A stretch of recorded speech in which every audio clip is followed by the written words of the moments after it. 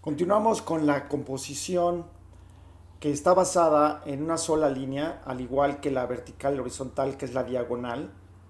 Y de ahí nos vamos a ir a empezar con las composiciones que están basadas en dos líneas, que será la cuadriculada y la de cruz. Bueno, miren, la composición diagonal es otra composición en la que también está basada en una sola línea. Lógicamente, pues es la diagonal. Esta, a diferencia de la composición horizontal o vertical, es más dinámica, porque la diagonal implica más movimiento. Pero siempre recurre a otro tipo de líneas para poderse sustentar, porque si no se caería la composición. ¿Sí? Entonces, vamos a analizar aquí, por ejemplo, esta pieza de Eric Fischl.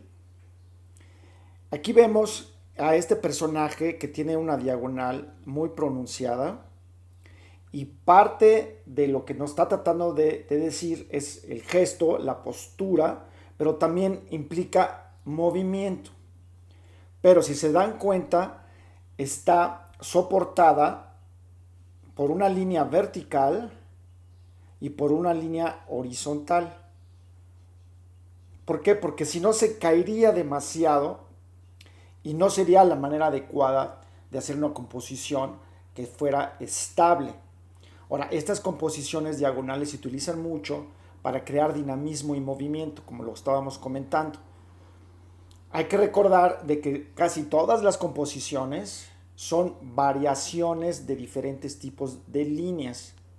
Y en una misma composición se pueden hacer diferentes propuestas o diferentes tipos.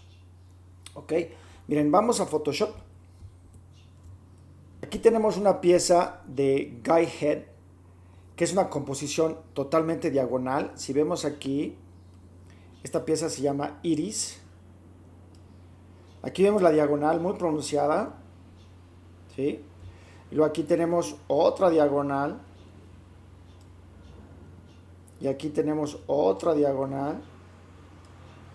Y en sí toda la composición es totalmente diagonal, pero aquí tiene una curva muy pronunciada en la cual protege y hace un balance de ese peso que tiene el eje diagonal para que no se caiga.